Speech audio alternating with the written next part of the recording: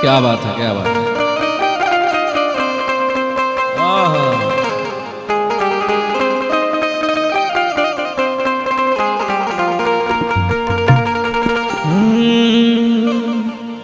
पिया हो धिया बुता जाई घरवा के,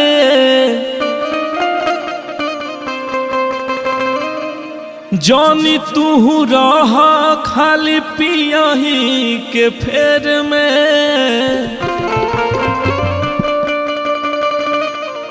बड़ी परेशानी ना कर तू नादानी माना, कि जियते जिंदगी बीती हमारो अंधेर में। देखी एगो पियकर पति से औरत परेशान बिया, बार बार समझावतिया, कैसे कहतिया, कौन भाव में कहतिया कि जनी पिया राजा जी हो महुआ महकौआ, और कि जनी पिया राजा जी हो महुआ महकौआ, कि कहत मंगा दे, और कि कहत मंगा दिए गो रमावे के पौआ, कहत मंगा दी राजा रमावे के पौआ, कहत मंगा दी। जनी पिया राजा जी हो महुआ महकौआ,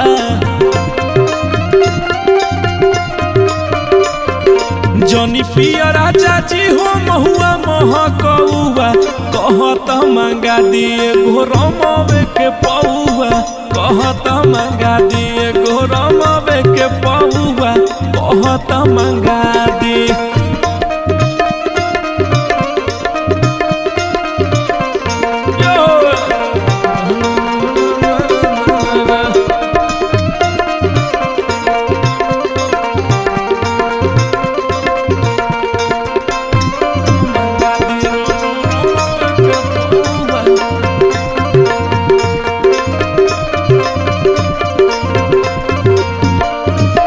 और क्या कहती रतिया,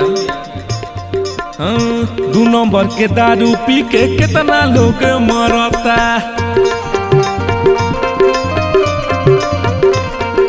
हो जाई खराब ये करे जाता हर जरता। दू नंबर के दारू पी के कितना लोग मरता, हो जाई खराब ये करे जा तोहर जरता। तोरा पीछे लागल बावे बहुते बहकौआ, तोरा पीछे लागल बावे बहुते बहकौआ, कहत मंगा दिए गो रमावे के पौआ,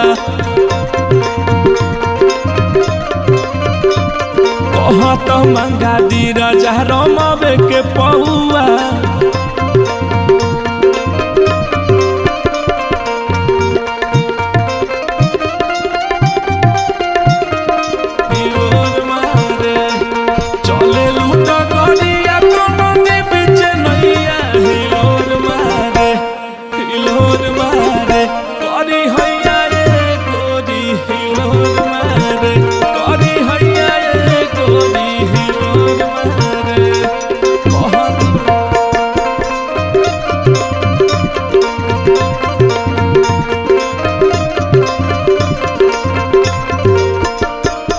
देसी दारू पिए में हजार बाटे खतारा,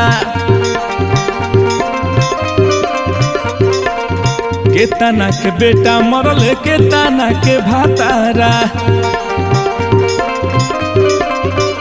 हाँ, देसी दारू पिए में हजार बाटे खतारा, केतना के बेटा मरल केतना के भातारा।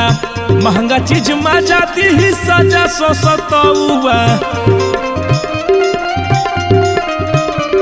और महंगा चीज मजा दी सजा सतौआ, कहत मंगा दिए गो रमावे के पौआ,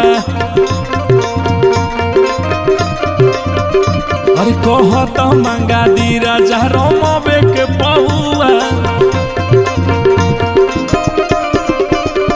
कहत मंगा दी एगो रमवे के पौआ